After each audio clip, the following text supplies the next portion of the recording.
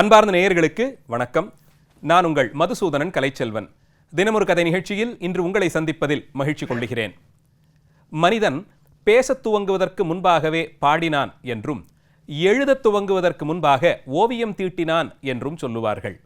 மனதிலே வரக்கூடிய எண்ணங்களை வெளிப்படுத்துவதற்கு பேச்சு, மொழி ஆகியவைகளெல்லாம் பழகுவதற்கு முன்பாகவிருந்தே கையில் கிடைத்த உபகரணங்களை வைத்து பாறைகளிலே கீரியும் வண்ணம் தீட்டியும் தான் தன் மன ஓட்டத்தை, எண்ண ஓட்டங்களை மனிதன் வெளிப்படுத்தினான். முதலில் இவன் கண்ட பல்வேறு அற்புதமான காட்சிகள், ஏன் சூரியன் உதிப்பதும் சந்திரன் இரவு வேளைகளிலே ஆட்சி செய்வதையெல்லாம் அற்புதமாகவே கண்ட மனிதன் நட்சத்திர கூட்டங்கள் வானவெளியை அலங்கரித்திருக்கும் காட்சிகளையெல்லாம் பார்த்து நிச்சயம் வியந்திருக்க வேண்டும். அதனால்தான் வண்ணம் தீட்ட ஏதுவாக தான் வாழ்ந்த குகையிலே இருந்த சுவர்களிலும் அதிலே தீட்டுவதற்கான உபகரணமாக கூர்மையான கருவிகளையும் வைத்துக்கொண்டு முதலிலே கிறுக்கல்களாக, பாறை கீறல்களாக தொடங்கினான். ஆங்கிலத்திலே இதை பெட்ரோகிளிப்ஸ் என்று அழைப்பார்கள். இன்றும் கூட உலகெங்கிலும் இருக்கக்கூடிய பழைய மனித பண்பாட்டு தடங்களிலெல்லாம் இது போன்ற பாறை கீறல்கள் நிறைய அடையாளப்படுத்தப்பட்டு அது கூற வரும் செய்தியையும் படித்து வருகிறார்கள். இதற்கு அடுத்த நிலையிலே இவன் ஓவியம் தீட்டத் தொடங்கிய காலம். பாறைகளிலிருந்து வெட்டப்பட்ட அந்த நிலையில் அதிலிருந்து பொடியாக அதை உதிர்த்தெடுத்து அதோடு கத்தாழை முதலியவற்றிலிருந்து வரக்கூடிய பசையை கலந்து சுவரிலே ஓவியங்களாக இவன் தீட்டத் துவங்கிய காலம். ஆங்கிலத்தில் மேட்ச்ஸ்டிக் டிராயிங்ஸ் என்று சொல்லுவார்கள். சிறு குழந்தைகள் இன்று கூட ஓவியம் பழகத் துவங்கும் போது வத்திக்குச்சி ஓவியங்களாக ஒரு மனிதனுடைய வடிவத்தை வரைவதென்றால் ஒரு வட்டமான தலையை காண்பித்து காது, கால் இதையெல்லாம் கோடுகளாலே, கை கால்கள் உடம்பையெல்லாம் வெறும் வத்திக்குச்சி கோடுகள் போலே போட்டு கிழித்து காண்பிக்குமே, இது போன்ற ஓவியங்களின் முன்னோடி ஆதி மனிதன்தான். இப்படி ஓவியம் தீட்டத் துவங்கிய மனிதன் அதன் பிறகு அந்த ஓவியத்திலே வண்ணங்களை அறிமுகப்படுத்தினான். அதற்கு தகுதியாக வெவ்வேறு வண்ணங்களில் கிடைத்த பாறைகள், விலங்குகளினுடைய எச்சமாக இடப்பட்டிருப்பது, இதிலிருந்தெல்லாம் வண்ணங்களை எடுத்து மலர்களை கருகச் செய்து அதிலிருந்து வண்ணங்களை பெறுவது, இலைத்தழைகளிலிருந்து பச்சை நிறம், இவற்றையெல்லாம் எடுத்து அவற்றை பசையோடு கலந்து அதை தீட்டத் தொடங்கினான். இப்படி தொடங்கிய பாறை ஓவியங்கள் அல்லது குகை ஓவியங்கள் உலகெங்கிலும் மனித பண்பாட்டு வளர்ச்சிக்கூறாக, வளர்ச்சியினுடைய ஒரு அடையாளமாக ஆவணப்படுத்தப்பட்டும் பார்க்கப்பட்டும் வருகின்றன. உலகெங்கிலும் பல ஆயிரம் ஆண்டுகளுக்கும் முன்பாகவே வரையப்பட்ட பாறை ஓவியங்களை பார்க்கிறோம். அந்த வரிசையில் இந்திய தேசமும் இங்கேயும் கூட தொன்மை சிறப்பு வாய்ந்த பாறைகளும் அதிலே காணப்பட்ட அல்லது வெட்டப்பட்ட குகைகளும் அதனுள்ளே தீட்டப்பட்ட ஓவியங்களும் பிரபலமாக இருந்து வந்திருக்கின்றன. அப்படி தீட்டப்பட்ட ஓவியங்கள், பாறை ஓவியங்கள், பழமையான குகை ஓவியங்கள் இருக்கக்கூடிய இடங்களிலே இந்தியாவில் அளவிலும் அதிலே காண்பிக்கப்பட்டிருக்கக்கூடிய பொருளின் சீர்மையிலும் வெகுந்த வரவேற்பை மக்களிடம் பெற்றிருப்பதும், உலகெங்கிலும் இருந்து பல்வேறு ஆராய்ச்சியாளர்கள் வந்து அதை படித்து தெளிந்து அதிலே காண்பிக்கப்பட்டிருக்கும் பொருளை வியந்து கொண்டாடியதுமாக இருப்பது அஜந்தா பாறை ஓவியங்கள். மகாராஷ்டிரா மாநிலத்திலே அவுரங்காபாத் மாவட்டத்தில் இருக்கக்கூடிய ஒரு மலைப்பிரதேசமாகத்தான் இந்த அஜந்தா என்ற சிற்றூர் இருக்கிறது. நாம் பேசும்போது அஜந்தா, எல்லோரா என்றே பேசி பழகியதாலே அது இரண்டும் ஒரே ஊர் என்றோ அல்லது அருகருகில் இருக்கும் ஊர்களோ என்று நினைத்து கொள்ளுவோம். அப்படி கிடையாது. அஜந்தா தனியே இருக்கக்கூடிய ஒரு இடம். அந்த இடம் ஒரு மலைப்பிரதேசமாக, மலையினுடைய முகப்பிலே வெட்டப்பட்ட குகைகளும் அந்த குகையினுள்ளே இருக்கக்கூடிய சிற்பங்கள், கட்டிடக்கலை மற்றும் ஓவியங்களும் தான் சிறப்பு பெற்றிருக்க பார்க்கிறோம். இந்த ஓவியங்கள் பாறை ஓவியங்கள் வரைந்த காலத்திலிருந்து பல நூற்றாண்டுகள் கழித்து வரையப்பட்டவைதான். ஆனால் குகைக்குள்ளே அந்த சுவர்புறத்தை செழுமை செய்து அந்த செம்மையான பகுதியிலே சுண்ணாம்பு கலவை கொண்டு பூசி அதை ஓவியம் தீட்டுவதற்கான தளமாக மாற்றி அதிலே கதைகளையெல்லாம், இதிகாச புராண நிகழ்ச்சிகளையெல்லாம் அதற்குரிய கதைமாந்தர்களையும் காண்பித்து கதையாகச் சொல்லும் போக்கில் அஜந்தா நிச்சயமாக ஒரு முன்னோடிதான். காலக்கணக்கிலே பொதுயுகத்திற்கு 2 நூற்றாண்டுகளுக்கு முன்பாகவே இந்த ஓவியங்கள் தீட்டப்பட்டு பொதுயுகத்தின் 5ஆம் நூற்றாண்டு வரை இந்த ஓவியங்கள் அங்கே தீட்டப்பட்டு இருக்க வேண்டும். அப்படி பார்த்தால் சற்றேறக்குறைய 700 ஆண்டுகள் தொடர்ந்து வெட்டப்பட்டும் ஓவியம் தீட்டப்பட்டதுமாகத்தான் அஜந்தாவிலே பார்க்கக்கூடிய பாறை ஓவியங்கள் வரையப்பட்டிருக்கின்றன. எந்த ஒரு பெரிய நிலையும் ஒரு இரவிலே அடைந்துவிட முடியாது என்று சொல்வார்கள் அல்லவா, அதுபோல்தான் இந்திய கலையியல் பண்பாட்டிலே ஓவியக்கலை துறையிலே உச்சம் தொட்டதாக அறியப்படும் அஜந்தா ஓவியங்களும் சற்றேறக்குறைய 600 முதல் 700 ஆண்டுகள் வெவ்வேறு காலகட்டத்திலே வெவ்வேறு அரசாட்சி செய்து வந்தவர்களுக்கு கீழே அவர்களுடைய உதவியும் பெற்றுக்கொண்டு செய்யப்பட்டதாகத்தான் இந்த ஓவியங்களை பார்க்கிறோம். தனித்தனியே குகைகளாக இன்றைய காலத்தில் எண்ணிக்கை கொடுக்கப்பட்டு குகை 1, 2, 3 என்று வரிசைப்படுத்தி வைத்திருப்பார்கள். அதிலே ஒவ்வொரு குகையிலும் அதை கட்டப்பட்ட காலத்தை கணிப்பதற்கு அதிலே தீட்டப்பட்டிருக்கக்கூடிய ஓவியங்கள் அங்கே கட்டிடக்கலை அம்சங்களாக பார்க்கக்கூடியவற்றை வைத்துத்தான் கணிக்கிறோம். அந்த விதத்தில் பொது யுகத்திற்கு 2 நூற்றாண்டுகளுக்கு முன்பாகவே இங்கே ஆட்சி செய்த அந்த பிரதேசத்தில் ஆட்சி செய்த சாதவாகனர்களாகிற அரசர்கள் அவர்களுடைய காலத்தில்தான் முதலில் இந்த பகுதியிலே காணப்பட்ட வெறும் பாறைகள், பெரிய அளவிலான பாறைகள், அவற்றினுடைய முகப்பு பகுதியை வெட்டி அதன் உள்ளே குடைந்து கொண்டே போய் நீளமான குடவரைகள் செய்யப்பட்டிருக்க வேண்டும். இதிலே நாம் ஒரு விஷயத்தை நினைவில் வைத்துக் கொள்ள வேண்டும். 250 அடி ஆழத்திற்கு ஒரு பாறையை, கற்பாறையை வெட்டிக்கொண்டே குறுக்குவாட்டாக உள்ளே செல்வதற்கு அவர்களிடம் இருந்ததோ கையை கொண்டு அவர்களே செய்த உளி மற்றும் சுத்தி போன்ற உபகரணங்கள் தான். அந்த ஆயுதங்களை வைத்துக்கொண்டு கொஞ்சம் கொஞ்சமாக துகள் துகளாக அந்த பாறைகளை வெட்டி செதுக்கி அதன் உள்ளே குடைவரைகளை ஏற்படுத்தி இருக்கிறார்கள். உள்ளே சென்று பார்த்தோம் என்றால் ஒவ்வொரு குடைவரையிலும் கல்வெட்டுகள் சிலவற்றிலும், கட்டிடக்கலை அம்சங்கள் பெரும்பான்மையானவற்றிலும், அதையெல்லாம் விட இந்த அஜந்தா குகை ஓவியங்கள் தான் உலக பிரசித்தி பெற்றிருக்கின்றன. அதிலே பெரும்பான்மை ஓவியங்கள் புத்தருடைய வாழ்க்கை வரலாற்றையும் அங்கே பார்க்கக்கூடிய ஜாதகமாலா என்று சொல்லப்படும் பௌத்த சமய கோட்பாடுகளை வெளிப்படுத்தும் விதமாக எழுதப்பட்ட கதைகளும் தான் அதிகம் இருக்கின்றன.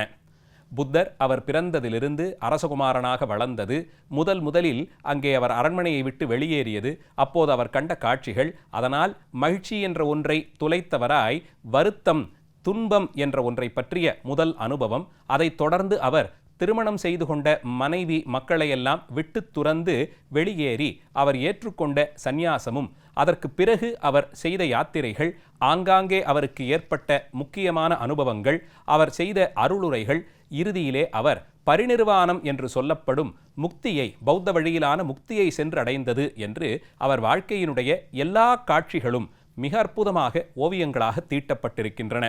இந்த ஓவியத்திலே காந்தார தேசத்தினுடைய அந்த ஓவியக்கலையின், சிற்பக்கலையின் தாக்கம் இருப்பதை பார்க்கலாம். அஜந்தா ஓவியங்கள் ஒரு 1700 ஆண்டுகளுக்கு 800 ஆண்டுகளுக்கு முன்பாக ஒரு ஓவியக்கலை என்று எடுத்துக்கொண்டு அதிலே மனித வடிவங்களை, அவர்களுடைய உடற்கூறுகளை எத்தனை தூரத்திற்கு ஆராய்ந்திருந்தால் அவ்வளவு துல்லியமாக காண்பிக்க முடியும். உதாரணத்திற்கு புத்தரையே நின்ற கோலத்தில் காண்பிப்பார்கள். அவர் அமர்ந்த நிலையிலே உபதேசம் செய்யும் விதமாகவும் இருக்கும், அமர்ந்த கோலத்தில் அவர் தியானம் செய்யும் அளவிலும் காண்பிப்பார்கள்.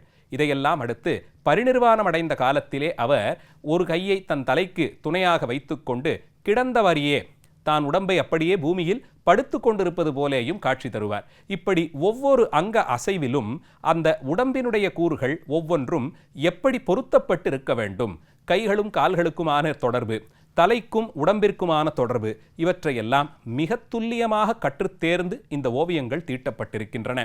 அதனால்தான் இத்தனை ஆயிரம் ஆண்டுகளுக்கு முன்பாக தீட்டப்பட்ட இந்த ஓவியங்கள் முன்னோடிகளாக யாரை கொண்டிருந்தார்கள், இந்த ஓவியர்கள் யாரிடமிருந்து இந்த கலையை பயின்று வந்தார்கள் என்பது இன்று வரையிலும் கூட விவாதப் பொருளாக இருக்க பார்க்கிறோம்.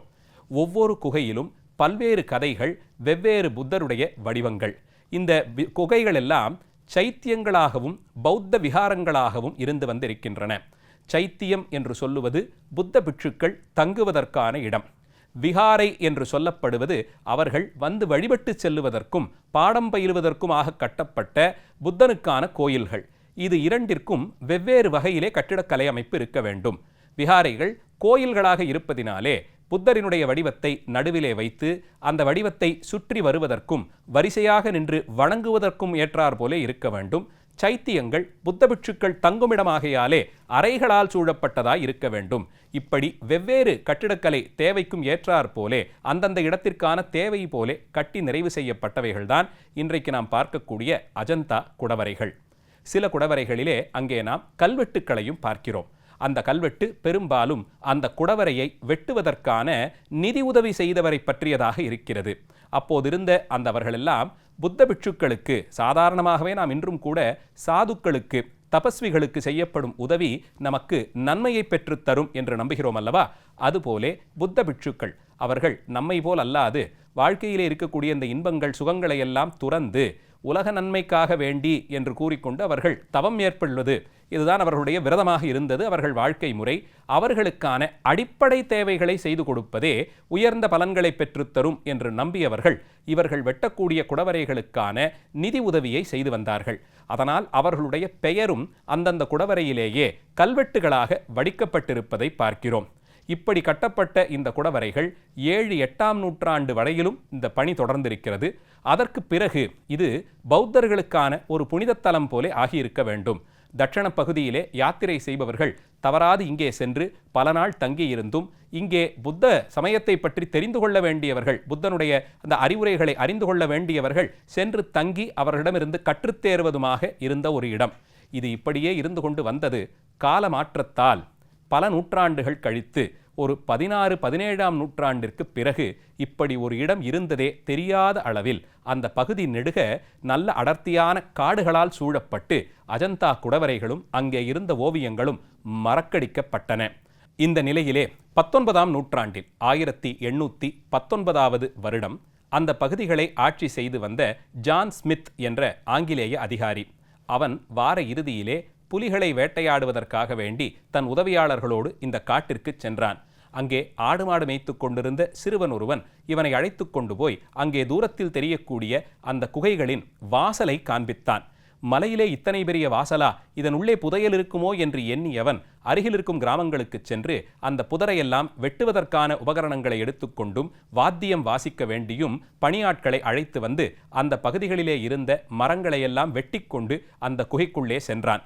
சென்றவன் இது தன்னுடைய கண்டுபிடிப்பு என்பதை ஒரு காலத்திலும் யாரும் மறந்துவிடக்கூடாது என்பதற்காக அவன் எந்த குகையில் முதலில் சென்றானோ அந்த குகையின் முன்பாக இருந்த போதிசத்துவருடைய வடிவத்தின் பேரிலே கூர்மையான பொருளை கொண்டு தன்னுடைய பெயரை ஜான் ஸ்மித் என்று கீறலாக அந்த ஓவியத்தின் மேலேயே கீறி வைத்து சென்றான். அது இன்றும் கூட நாம் பார்க்க கிடைக்கிறது.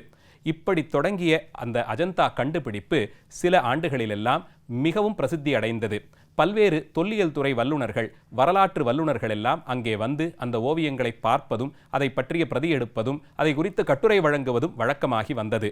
அந்த காலத்திலே ஆங்கிலேயர்கள் ஆட்சி காலத்தில் ஹைதராபாத்தை ஆண்டு வந்த நிசாமினுடைய ஆளுகைக்கு உட்பட்டதாக இன்றைய மகாராஷ்டிரா மாநிலம் இருந்ததாலே அஜந்தா பகுதியும் அவர்கள் ஆளுகைக்கு கீழே வந்தது.